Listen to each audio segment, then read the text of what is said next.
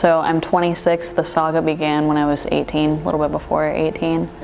Right before I started undergrad, I had a couple of appointments that essentially led to having my thyroid removed.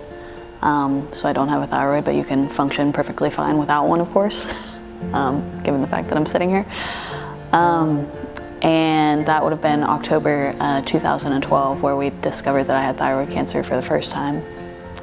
And I was good for a few years, and then in 2016, right before I moved to Nashville, actually 2 weeks beforehand, we discovered metastases in both of my lungs. So moving here was kind of a big question mark. Do I do it? Don't I do it? But I did. In a lot of ways, I think that that was definitely the best decision, because it brought me to people like the folks at Gilda's. Gilda's is less than a mile from Vanderbilt, and for the first couple of years of school, I didn't even know it existed, which is a pity in retrospect. I do plenty okay day to day, so I've still been managing that since 2016. It's not a very normal life in a lot of ways, but it's not one that I would necessarily change either. But also in the last year and a half, I started sub-teaching their yoga classes sometimes.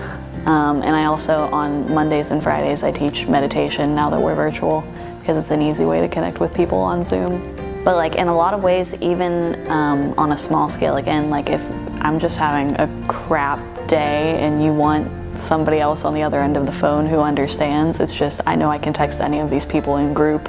These folks, I feel like, have grown to be a major part of my life, because, I mean, in a lot of ways, they know just as much about me as people I would consider acquaintances from home. I mean, they've really just, I let them into my world. I can't say enough good things about what that does for the day-to-day life.